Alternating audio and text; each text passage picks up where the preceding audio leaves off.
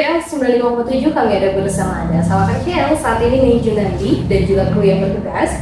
Kita lagi ada di kantor desa Kebon Pedas dan hari ini alhamdulillah setelah sekian lama belum balik ke sini, akhirnya Mie bisa berbincang langsung sama Ibu Kades, ada Bu Nia Kurniasi. Sehat Ibu akhirnya ya Bu ya, karena kan kemarin itu sempat bolak-balik Bu, cuman ya karena memang Ibu juga sibuk, bapaknya juga sibuk, tapi akhirnya hari ini bisa bikin janji buat ngobrol ya Bu ya. Dan Bu Nia ini hari ini kita bakal ngebahas soal PKK, karena Bu Nia ini duduk hari ini barengan kita sebagai ketua PKK Ibu ya, ketua PKK Desa Kebon Pedas. Ibu hari ini pengen nanya-nanya tentang kegiatan PKK sejauh ini seperti apa Bu? Alhamdulillah, kalau untuk PKK itu kan terbagi ada 4 pokja ya. Pokja 1 itu terkait keagamaan, kita biasa suka kunjungan ke Masjid Salim. Kemudian ada kegiatan berkah untung juga di sana ya, sebagai inovasi di pokja 1 di Desa Kebon Pedas itu ada berkah untung, belajar sedekah untuk kampung. Jadi kita itu di Pokja 1 biasa rutin suka ngasih celengan ke majlis-majlis taklim ya, yaitu dikelola sama ibu-ibu pengajian di sana sebagai bentuk sedekah gitu ya. Jadi dibiasakan setelah sholat subuh itu mengisi celengan tersebut gitu, mau berapa aja dibagikan ke ibu-ibu majlis taklim yang ada, kemudian nanti hasilnya dikelola sama ibu-ibu pengajian untuk kegiatan keagamaan juga, ada yang buat kegiatan sosial ya gitu. Jadi diperuntukkan untuk mempermudah mungkin ya kebutuhan yang ada di masyarakat terkait kegiatan sosial gitu. Jadi kita hanya memfasilitasi atau memberikan celengan berupa celengan aja, dengan maksudnya berkali belajar sedekah untuk kampung. Belajar sedekah untuk kampung Iya, silakan ya Bu ya. Kemudian selain ada pemulasaran jenazah, kita rutin suka ada kegiatan di Majlis Taklim, suka ada pelatihan pemulasaran jenazah, karena generasi sekarang termasuk saya sendiri belum berani gitu ya untuk langsung pemulasaran jenazah. Jadi kita rutin sama ibu-ibu ustazahnya gitu belajar untuk mengadakan kegiatan pemulasaran jenazah. Berarti dapat dari ilmu. Betul, itu dari Pokja 1. Iya, Kan kamu ada 3 Pokja ya Bu ya? kalau untuk di Pokja 2 kita rutin keliling ke PAUD gitu. Dan inovasi di Pokja 2 kebetulan ada Kacamata Jabar. Apa tuh? Kegiatan kegiatan membaca, bercerita dan belajar menggambar. Nah, kita dengan tim Pokja 2 selalu keliling sama setiap PAUD yang ada, kebetulan di sini ada 8 PAUD ya, dan ada 9 posyandu. Jadi kita rutin keliling itu memberikan, kalau untuk tahun kemarin ya, memberikan buku cerita gitu sebagai edukasi ya, untuk mendorong minat baca sejak dini gitu. Karena kalau berbenturan dengan kurikulum merdeka memang tidak boleh ya. Cuman kalau bentuknya gambar gitu, minimal anak itu tertarik dulu gitu. Ya, interest gitu ya. Untuk minat baca, untuk di kegiatan Pokja 2. Kemudian juga untuk di kegiatan terkait galeri pelanginya itu menggenjot UMKM yang ada Bu. Kita selalu kunjungan ke setiap pelaku UMKM yang ada di Desa Kebon Pedas, melihat sejauh mana gitu. Kalau misalkan produknya sudah bagus, kita coba memfasilitasi kemasannya gitu. Barangkali mau dirubah gitu kan, barangkali ibunya berminat gitu, nanti bisa dibantu difasilitasi. Kemudian pas kemarin ada kegiatan P2WKSS ya di tahun 2023 di Desa Kebon Pedas juga kebetulan ada semacam bantuan fasilitas untuk legalitas produk juga kayak NIB, kemudian untuk PIRT sama halalnya itu. Jadi alhamdulillah merasa terbantu sekali. Dan UMKM yang ada di Desa Kebon Pedas hampir gitu ya 50% lebih udah mendapat legalitas produk karena kemarin hasil dari binaan P2WKSS itu. Betul. Karena memang P2WKSS tahun lalu itu di sini ya Bu ya, Iya, di Desa Kebon Pedas lokusnya. Nah betul, Lokusnya di Kampung Ranci Kaler RW 08. betul. Jadi memang ada produk yang dihasilkan dari P2WKSS. Ada kemarin itu kita olahan jamu ya, jamu dari bahan herbal, kemudian ada sabun juga, sabun mandi kosmetik gitu dari herbal. Selain olahan makanan juga kemudian ada untuk anak remajanya itu kemarin pelatihan bikin dimsum, dan alhamdulillah juga difasilitasi sama dinas perikanan, dikasih gerobaknya sama termasuk peralatannya semua di sana, ada freezer semuanya gitu. Luar biasa. Berarti memang program P2WKSS ini tuh intervensinya betul, dukungannya tuh banyak iya kan ya. Dan tadi kan Pokja 1, 2, 3 ya Bu ya. Kalau yang keempatnya, kalau untuk di Pokja 3 kita kan lebih ke penataan halaman ya. Kemarin itu kalau di fokus P2WKSS kebetulan ada inovasi Cinampa, cintai hayati indahnya mustika panorama alam. luar biasa ya. Kalau untuk di ininya mungkin di PKK-nya lebih ke mantan terindah, Apalagi menata halaman terintegrasi dengan rumah.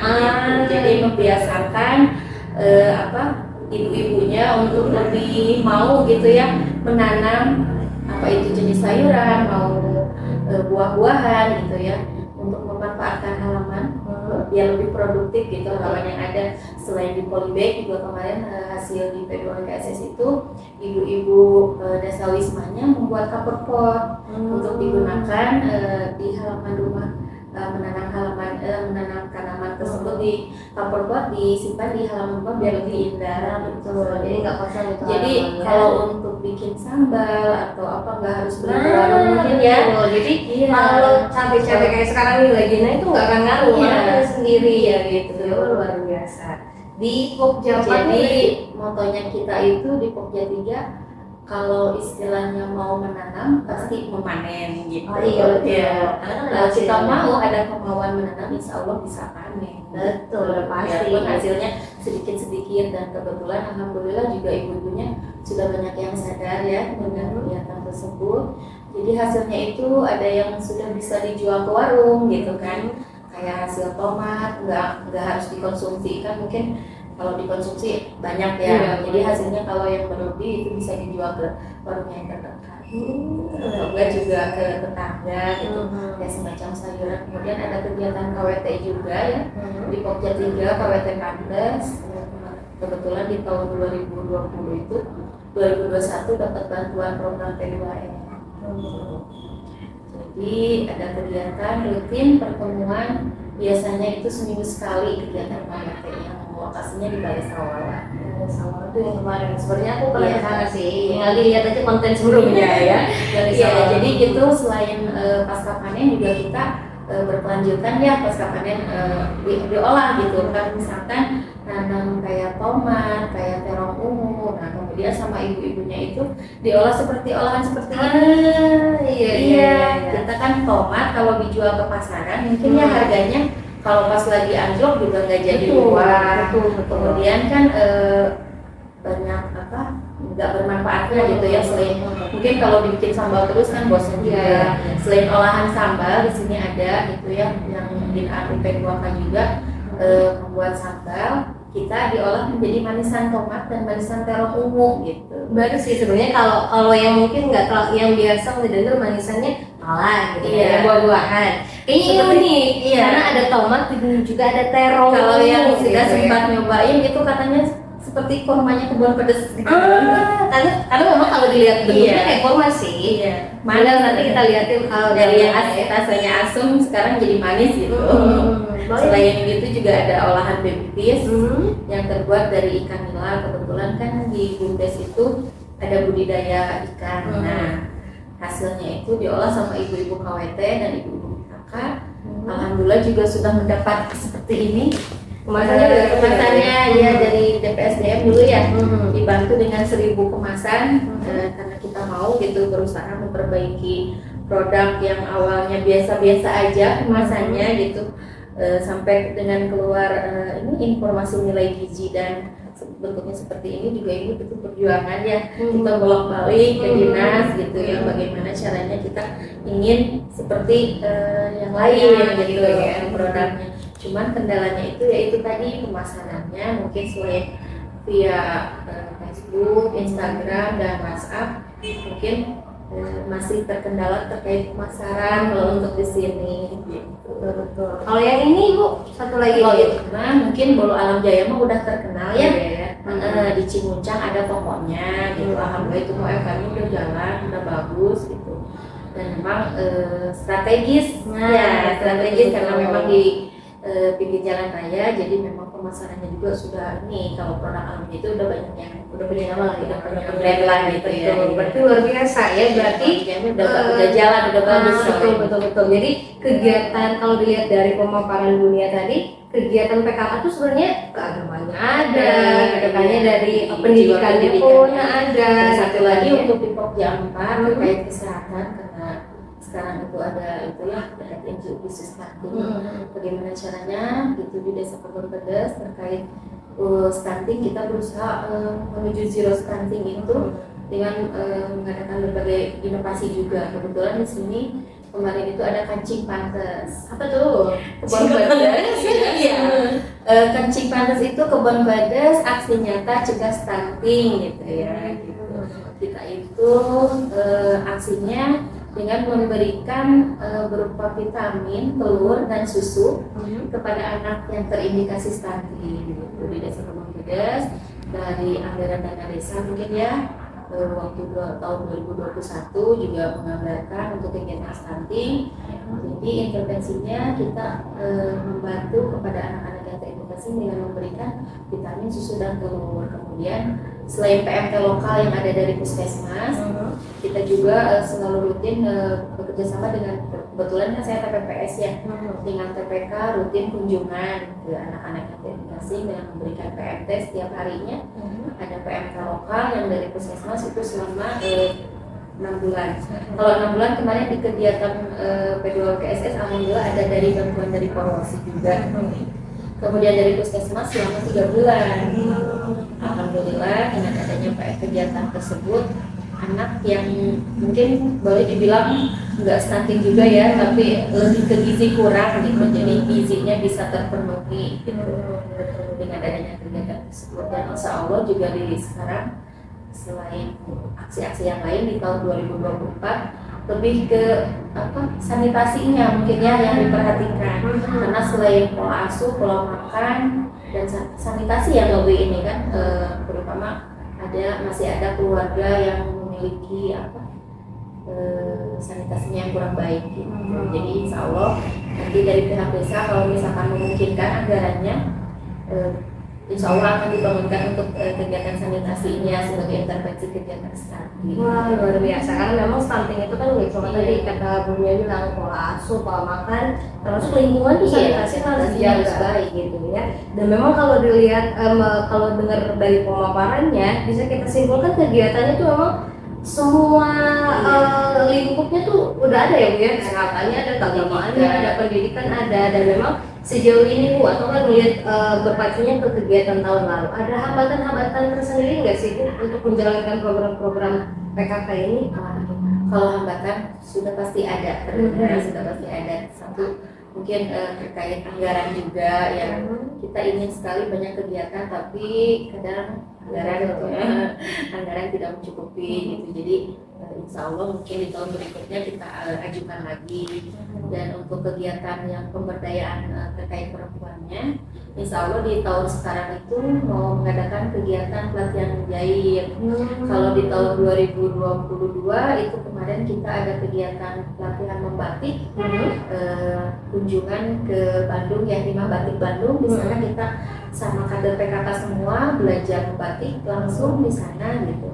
Dan tindak lanjutnya itu kebetulan pengen gitu ya hasil pelatihan itu terrealisasi juga di desa. Cuman ya itu tadi kendalanya, mungkin kalau untuk anggaran itu kan kadang dari pusat sudah dibuat ya untuk kegiatan ini, jadi pengajuan agak dipending dulu gitu. Tadinya pengen ada pengadaan untuk alat membatik dan kebetulan itu harganya juga lumayan ya. Jadi ya kita bersabar dulu untuk anggaran di tahun 2024. Mungkin katanya sekarang ada kegiatan ajuannya, kemarin kita ingin untuk pemberdayaan juga ya ibu-ibunya biar ada kegiatan selain, karena kader di Desa Kebon Pedes itu kebanyakan sibuknya itu kan ada yang di PAUD, double ya, selain di Posyandu, PAUD-nya juga. Nah, mengisi waktu luangnya itu mungkin kalau di hari Sabtu Minggu kita ingin mengadakan kegiatan belajar menjahit. Nantinya saya pribadi gitu mempunyai cita-cita kalau misalkan berhasil pengen kerja sama dengan PAUD-PAUD yang ada mungkin untuk pengadaan seragam, kaos olahraga gitu. Jadi tidak harus membeli atau memesan keluar. Kalau misalkan ibu-ibu PK yang mampu dan bisa, kenapa tidak kita berdayakan gitu untuk kemajuan UMKM-nya juga ya, ekonominya mungkin keluarga bisa ada tambahan pendapatan, selain ibu-ibunya juga menambah ilmu dan kreativitas. Betul. Jadi jangan sampai ada waktu terbuang, kayaknya memanfaatkan tuh, gitu kan ya. Jadi luar biasa. Berarti memang karena jarang ya Bu, kalau ada UMKM yang memang basicnya menjahit gitu kan ya, dari produk pangan, dari baju-baju gitu kan, sandal jarang kan ya. Mudah-mudahan bisa terrealisasi. Amin. Dan ngebahas soal UMKM Bu, kalau dari PKK sendiri support untuk UMKM yang ada di Desa Kebon Pedes sejauh ini seperti apa? Kalau support kan di UP2K udah pernah ya ada semacam dari dana desa itu kayak di BUMDes itu tambahan modal gitu ya. Tambahan modal. Jadi untuk kegiatan UMKM-nya kalau misalkan ada pelaku usaha yang kekurangan modal bisa tuh pinjam di kelompok UP2K gitu kan. Jadi ada semacam penambahan modal dari desa, tambahan modal sebagai bentuk bantuannya untuk peningkatan usaha gitu. Jadi pengembaliannya juga kan kalau untuk mungkin di bank atau apa kan itu harusnya cita-cita saya nggak ada gitu ya, untuk kegiatan riba itu nggak ada, nggak boleh gitu. Pengennya itu yang nggak ada itu pengembaliannya dengan tidak ada bunganya gitu. Mudah-mudahan ya Bu ya. Yang penting bisa mengembalikan dengan cicilan semampunya. Kalau ada yang ini ngapain ya, yang berat sebenarnya gitu. Ya berarti cuman belum nggak sampai besar dulu. Paling besar itu 500.000. Karena memang niatnya kan untuk modal usaha ya, penambahan modal usaha.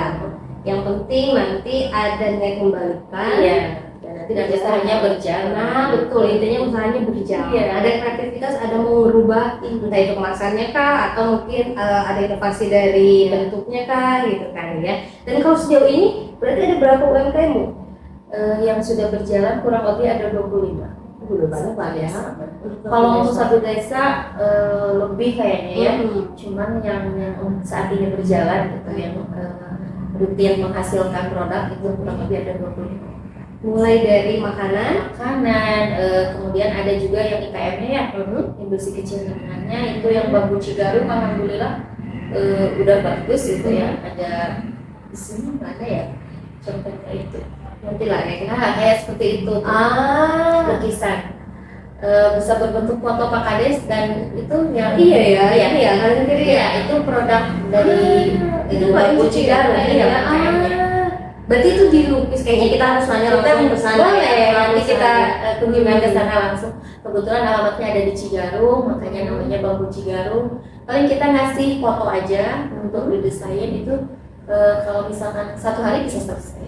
Luar biasa. Bisa dibikin souvenir, kemudian ya betul. Ya, selain dari foto juga ada berbentuk kayak mug, tempat minum, kursi, meja gitu. Semua dari kayu. Iya, semua dari bambu. Dari bambu.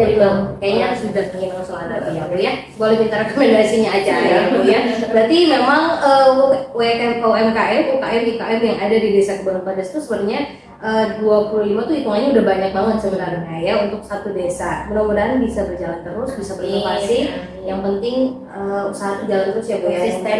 Konsisten gitu kan ya. Continue juga gitu kan ya. Terakhir Bu, kalau untuk target 2024 dari program kerja PKK sendiri seperti apa?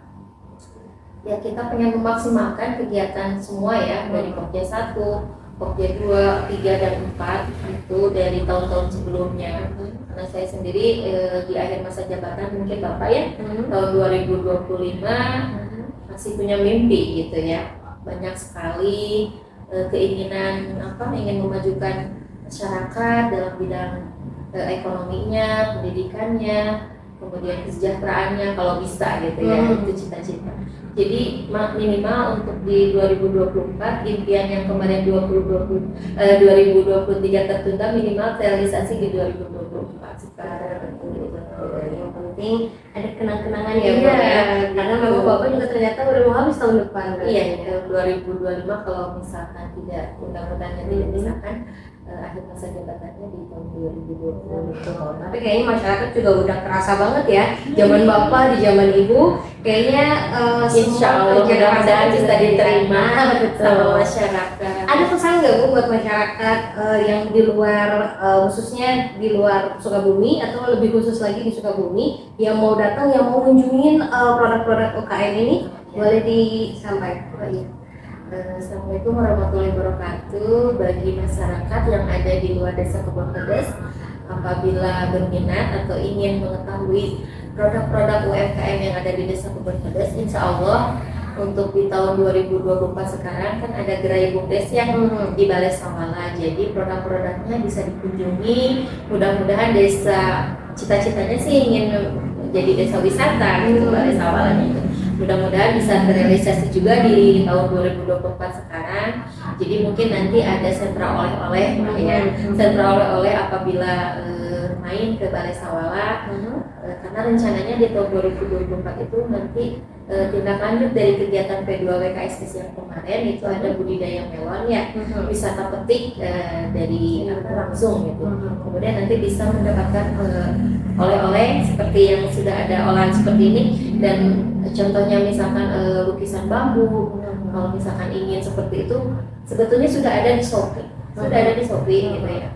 Sudah ada di Shopee, tinggal dilihat aja, diklik aja bambu Cigarung gitu. Nanti bisa pesan via Shopee atau di Instagram juga ada.